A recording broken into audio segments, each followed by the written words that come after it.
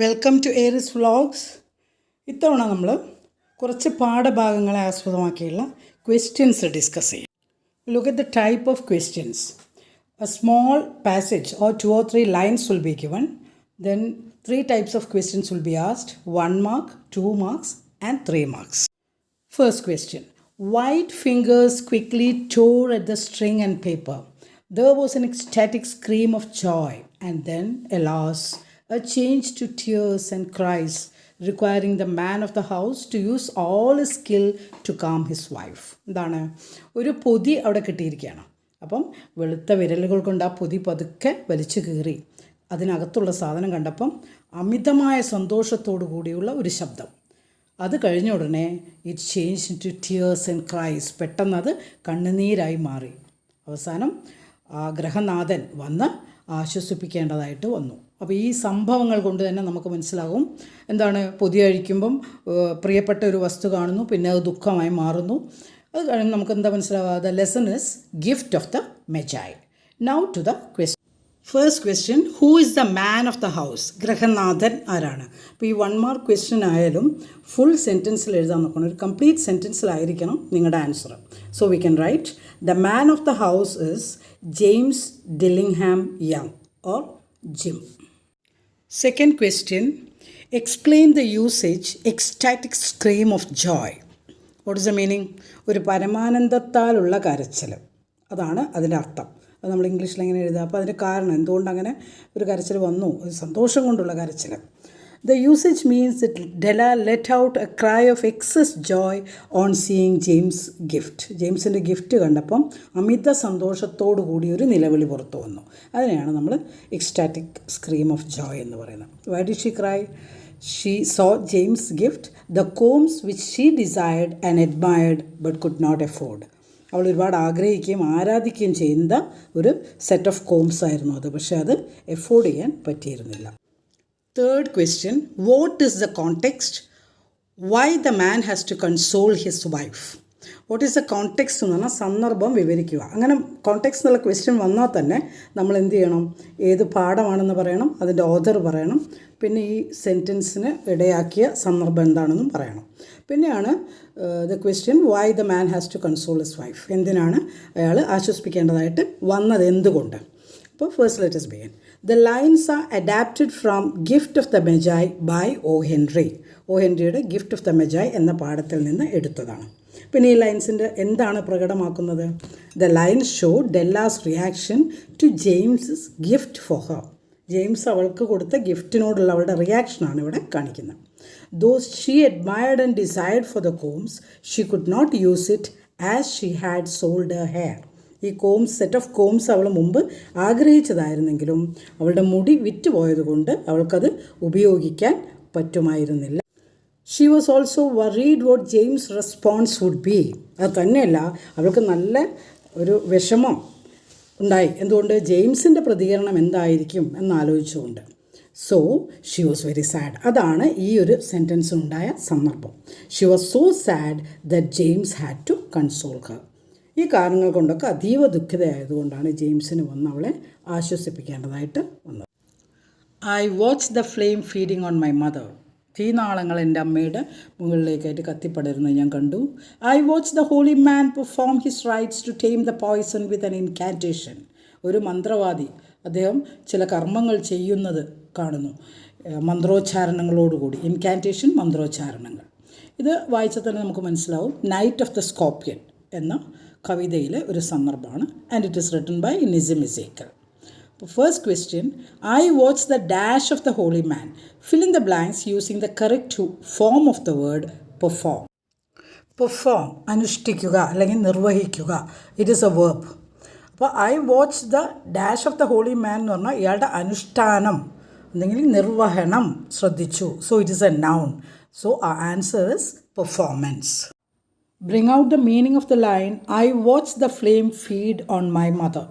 ഈ ഒരു ലൈൻ്റെ അർത്ഥം പറയാനാണ് പറയുന്നത്. അപ്പോൾ ആദ്യം അതുണ്ടായ സന്ദർഭം പറയാം. Father poured a little paraffin on the mother's toe. അച്ഛൻ കുറച്ച് പാരഫിൻ അവരുടെ കാലിൻ്റെ ഹീല് ഭാഗത്തായിട്ട് ഒഴിക്കുകയാണ്. And put a match to it to tame the poison. എന്നിട്ട് അതിനെ കത്തിച്ചു. അവിടെ ഒരു തീപ്പെട്ടി ഉരച്ച് കത്തിച്ചു. എന്തിനാ? To tame the poison. ഈ വിഷത്തിനെ ഒന്ന് മെരുക്കാൻ.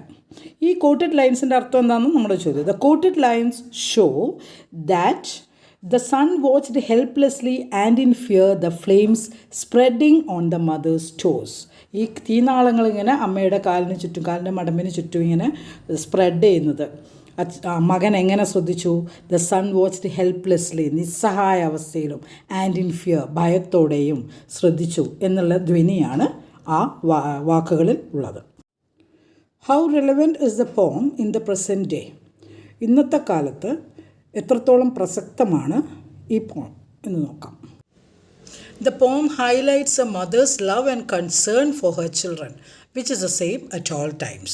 അതൊരു അമ്മയുടെ സ്നേഹവും വാത്സല്യവും കുട്ടികളോടുള്ള അവരോടുള്ള ശ്രദ്ധയും അത് എല്ലാ കാലത്തും ഒരുപോലെയാണല്ലോ. So it is relevant even today. The village culture, beliefs and superstitions, പിന്നെ ഗ്രാമീണരുടെ അവരുടെ സംസ്കാരം, വിശ്വാസങ്ങൾ, അന്ധവിശ്വാസങ്ങൾ, their devotion to God and finding solace in prayers are prevalent even today. അവർ ദൈവത്തിനോടുള്ള ഒരു ഭക്തി, പിന്നെ പ്രാർത്ഥനയിൽ ആശ്വാസം കണ്ടെത്തൽ, ഇതൊക്കെ ഇന്നും നിലനിൽക്കുന്ന കാര്യങ്ങളാണ്.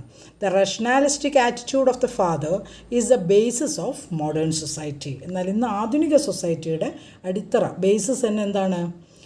The rationalist attitude of the father. ഈ ചിലരെങ്കിലും മാറ്റി ചിന്തിക്കുന്നതിൻ്റെ ഇന്നത്തെ മോഡേൺ സൊസൈറ്റിയുടെ തുടക്കം അവിടെയാണെന്ന് പറയാം. Do you know a great load is gone from me today? എൻ്റെ മനസ്സിൽ നിന്ന് വലിയൊരു ഭാരം ഒഴിഞ്ഞുപോയി. I thought I had the blood of a man on my hands all these years. ഈ വർഷങ്ങളിലൊക്കെ എൻ്റെ കൈകളിൽ ഒരു മനുഷ്യൻ്റെ രക്തക്കറയുണ്ടെന്ന് എനിക്ക് തോന്നിയിരുന്നു. That was a reason that I ran away from my home, settled here and married you. He is alive. അതുകൊണ്ടാണ് ഞാൻ നാട്ടിൽ നിന്ന് ഒളിച്ചോടി പോകുന്നതും ഇവിടെ സെറ്റിൽ ചെയ്തതും നിന്നെ വിവാഹം കഴിച്ചതും. അയാൾ ജീവിച്ചിരിപ്പുണ്ട്. അപ്പോൾ it is very clear. The lesson is astrologer's day. Question: identify the speaker. The speaker is the astrologer. Explain the usage blood on hands. ഇതൊരു ശൈലിയാണ്, ഒരു ഇഡിയം. അതിൻ്റെ അർത്ഥം എന്താണെന്ന് നോക്കാം. Blood on hands. Blood on hands means that a person is responsible for someone's death. അതായത് ഒരു വ്യക്തി മറ്റൊരാളുടെ മരണത്തിന് കാരണമാവുകയാണെങ്കിൽ നമ്മൾ പറയും there is blood on his hands. രക്തക്കറയുണ്ട്, അവൻ്റെ കൈകളിൽ രക്തക്കറയുണ്ട് എന്ന് പറഞ്ഞാൽ അതിൻ്റെ അർത്ഥം തന്നെ മറ്റൊരാളുടെ മരണത്തിന് കാരണമാണ്. ഇവിടെ എന്താണ് അർത്ഥമാക്കുന്നത്? Here the astrologer means that he believed that he had murdered Guru Nayak. അയാൾ എന്താ ഉദ്ദേശിക്കുന്നത്? ഗുരു നായക്കിനെ താൻ കൊന്നു എന്നാണ് ഇത്രയും നാൾ അയാൾ വിശ്വസിച്ചിരുന്നത്. He had even run away from his village on this thought. ഈ ഒരു ചിന്ത കൊണ്ടാണ് സ്വന്തം ഗ്രാമത്തിൽ നിന്ന് ഒളിച്ചോടിപ്പോകുന്നത്.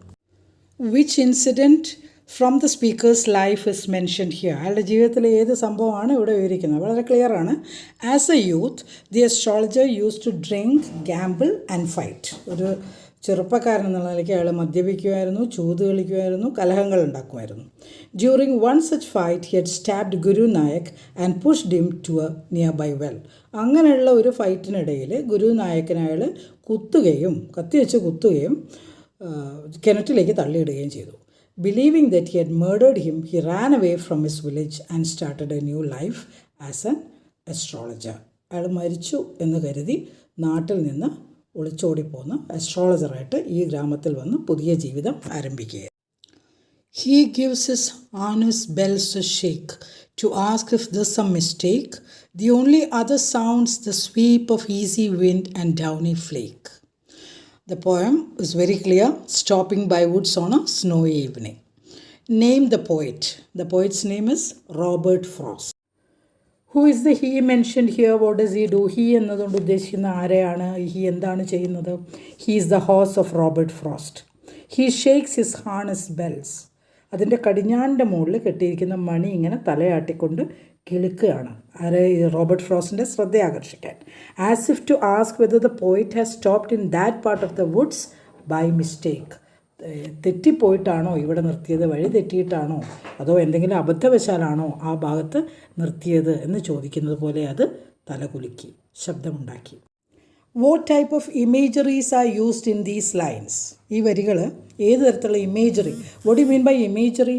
പ്രതിബിംബങ്ങൾ, അതായത് വാക്കുകൾ കൊണ്ട് ചില ബിംബങ്ങൾ സൃഷ്ടിക്കുക. ആ ബിംബങ്ങൾ നമ്മുടെ മനസ്സിൽ നമുക്ക് കാണാനും കേൾക്കാനും പറ്റും. അതിനെയാണ് ഇമേജറീസ് എന്ന് പറയുന്നത്. അപ്പോൾ in these lines there are visual and auditory imageries. കാണാൻ പറ്റുന്നതും കേൾക്കാൻ പറ്റുന്നതുമായ ബിംബങ്ങളുണ്ട്. Examples: in his mind the reader can see the horse shaking its head and also the snow flakes falling. കുതിര തലയാട്ടുന്നതും പിന്നെ ചെറിയ സ്നോ ഫ്ലേക്സ് ഇങ്ങനെ വീഴുന്നതുമായിട്ടുള്ള കാര്യങ്ങൾ നമുക്ക് കാണാൻ പറ്റും, വിഷ്വലൈസ് ചെയ്യാൻ പറ്റും, ഇമാജിൻ ചെയ്യാൻ പറ്റും. He can also hear the harness bell and the sound of the sweeping wind and the falling snowflakes. അതേപോലെ തന്നെ ഈ മണി കിലുങ്ങുന്ന ശബ്ദവും ഇളം കാറ്റടിക്കുന്ന ശബ്ദവും പിന്നെ മഞ്ഞിൻ കണങ്ങൾ വീഴുന്ന ശബ്ദവും അവന് കേൾക്കാനായിട്ട് പറ്റും. All this in his imagination. You can't get out of it now. ഇനി നിനക്ക് ഇതിൽ നിന്ന് രക്ഷപ്പെടാൻ പറ്റില്ല. You drag me in when I was passing. The astrologer shivered in his grip. ഞാനിതിലെ കടന്നു പോകുമ്പോൾ നീ എന്നെ പിടിച്ച് വലിച്ചിവിടെ ഇരുത്തിയതാണ്. The astrologer shivered in his grip. അയാളുടെ പിടുത്തത്തിൽ കിടന്ന് ഈ അസ്ട്രോളജർ വിറച്ചു. And his voice shook and became faint. Leave me today, I will speak to you tomorrow. Astrologer കെഞ്ചുകയാണ്, ഇന്ന് നീ എന്നെ ഒന്ന് ഒഴിവാക്കുക, ഞാൻ നിങ്ങളോട് നാളെ സംസാരിക്കാം. The other thrust his palm on his face and said, challenge is challenge. മറ്റയാൾ മുഖത്തേക്ക് അയാളുടെ കൈപ്പത്തി അമർത്തി എന്നിട്ട് പറയുകയാണ്, ചലഞ്ച് ഇസ് ചലഞ്ച്. ഞാൻ വെല്ലുവിളിച്ചിരിക്കുകയാണ്, അത് ഏറ്റെടുക്കണം. Go on. Shall I succeed in my present search or not? Answer this and go. ഞാനിപ്പോൾ ഒരാളെ തിരഞ്ഞുകൊണ്ടിരിക്കുകയാണ്, അതിൽ വിജയിക്കുകയോ ഇല്ലയോ ഇതിന് മറുപടി പറഞ്ഞിട്ട് പോയാൽ മതി. That is the passage. First question: the astrologer shivered in his grip. Change this sentence into present tense. അപ്പോൾ ടെൻസ് എപ്പോഴും നോക്കുക വേർബിനെ കേന്ദ്രീകരിച്ചാണ്. If you change the verb into present tense, the whole sentence will be present tense. അപ്പോൾ ഇവിടെ verb ഏതാണ്? shivered എന്നുള്ളതാണ് verb. shivered എന്ന verb past tense ആണ്. Change it into shivers. The astrologer shivers in his grip. That is the present tense. What is the challenge thrown by the client to the astrologer? അത് അയാളുടെ client അസ്ട്രോളജറിന് എന്ത് വെല്ലുവിളിയാണ് നടത്തിയത്?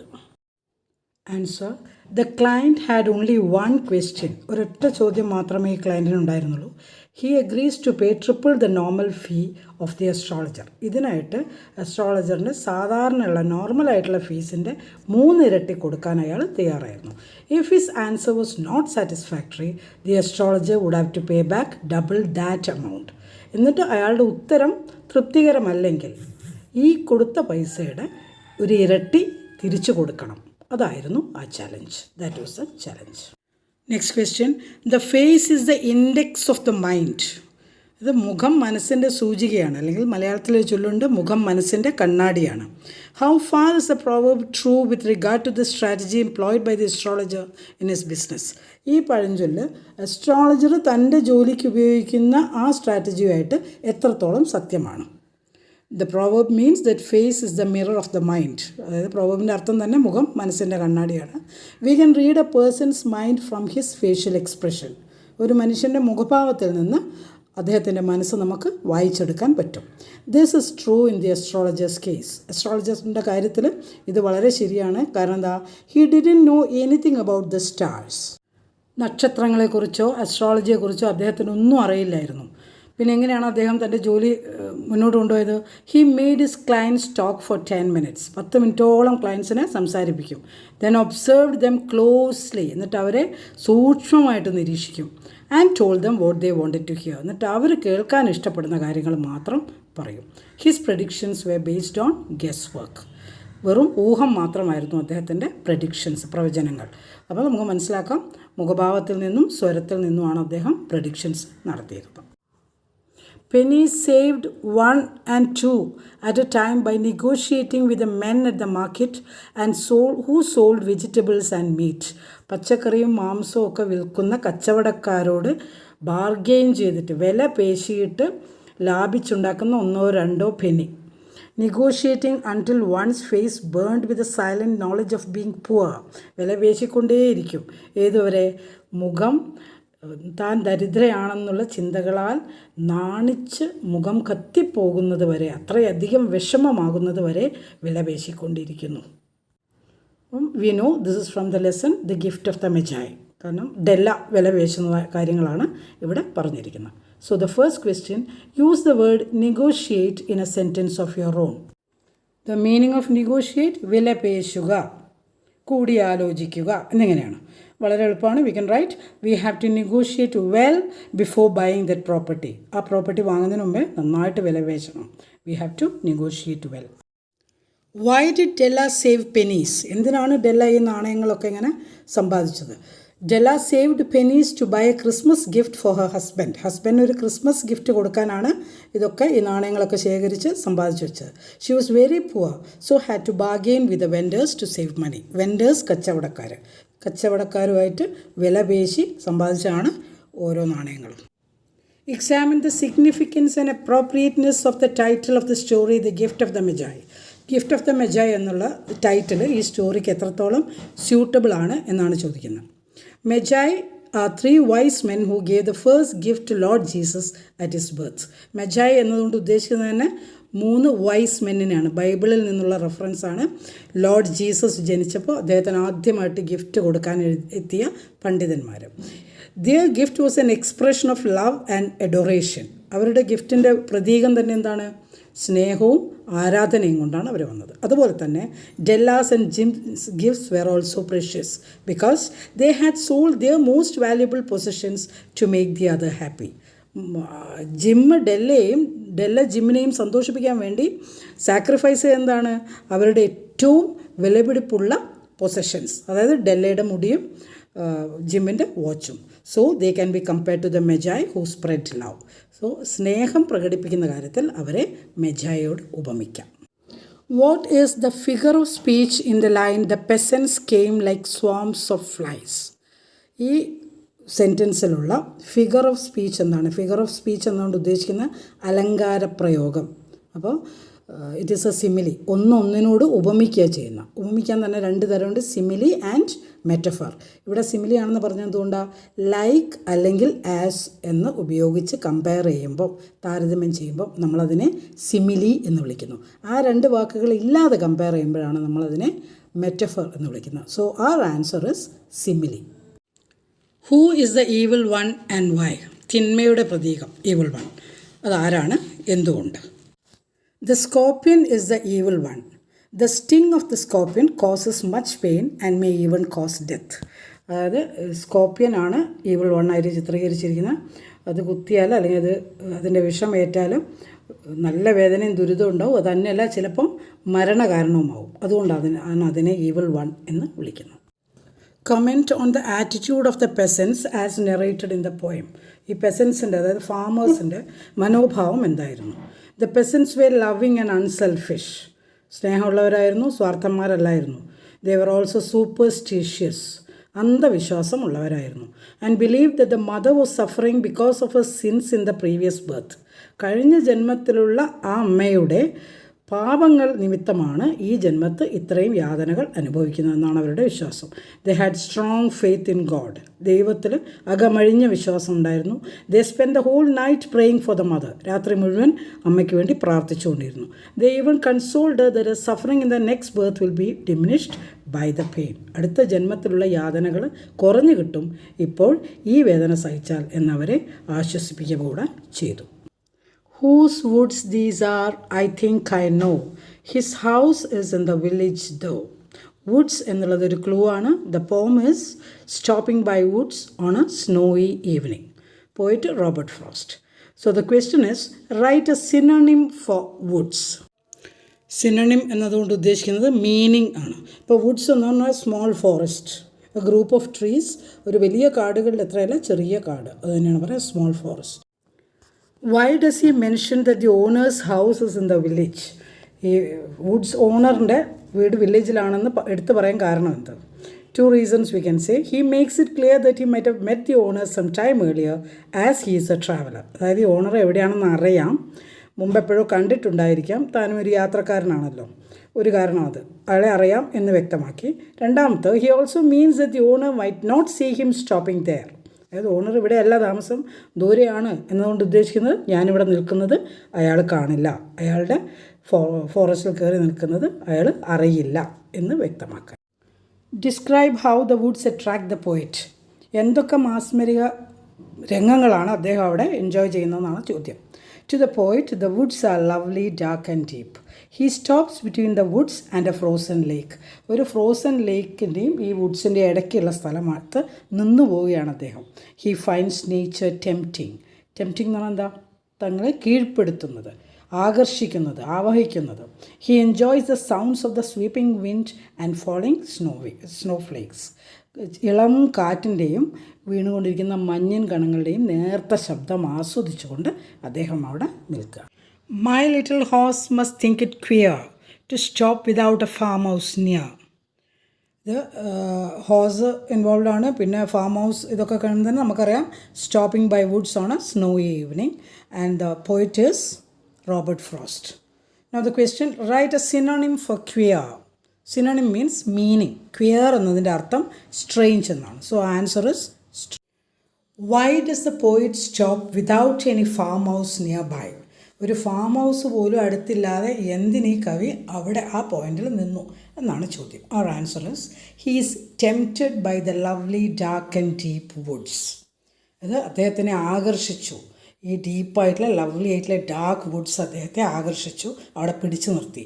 He forgets himself until his horse wakes him with his harness bell. സ്വയം മറന്നു നിന്നുപോയതാണ്. ഈ കുതിര അതിൻ്റെ ബെല്ലുകൊണ്ട് ഇദ്ദേഹത്തെ ഉണർത്തുന്നവരെ അദ്ദേഹം നിന്നുപോയി. He stops there to enjoy nature. പ്രകൃതി ആസ്വദിക്കാൻ വേണ്ടി മാത്രം നിന്നതാണ് അവിടെ. Describe the place where the poet stops. Where is the place? എങ്ങനെയാണ് നമ്മൾ ആ വുഡ്സിനെ ഒന്ന് ഡിസ്ക്രൈബ് ചെയ്യുക? The poet stops between the woods and the frozen lake. തണുത്തുറഞ്ഞ ഈ ലേക്കിൻ്റെയും വുഡ്സിൻ്റെ ഇടയ്ക്കുള്ള സ്ഥലത്താണ് അദ്ദേഹം നിൽക്കുന്നത്. There is a serene silence. Serene എന്ന് പറഞ്ഞാൽ വളരെ പരിശുദ്ധമായ പരിപാവനമായൊരു നിശബ്ദത അവിടെയുണ്ട്. The only other sound is that of the sweeping wind and falling snow flakes. ഇളം തെന്നൽ, ഇളം കാറ്റ്, അതിൻ്റെയും പിന്നെ വീണുകൊണ്ടിരിക്കുന്ന മഞ്ഞിൻ കണങ്ങളുടെയും ശബ്ദം മാത്രമേ അവിടെയുള്ളൂ. The snow was slowly filling up the woods. മെല്ലെ ആ കാടുകളിൽ മഞ്ഞിങ്ങനെ നിറഞ്ഞുകൊണ്ടിരിക്കുന്നു. It had a soothing effect. ആശ്വസിപ്പിക്കുന്ന ഒരു ഇഫക്റ്റാണ്, മനസ്സിനെ തലോടുന്ന ഒരു ഇഫക്റ്റാണ് അദ്ദേഹത്തിന് കിട്ടിയത്. It is a winter season and the darkest evening of the year. ആ വർഷത്തെ ഏറ്റവും ഇരുണ്ട ഒരു വൈകുന്നേരം അല്ലെങ്കിൽ ഒരു രാത്രിയായിരുന്നു അത്. So that's all.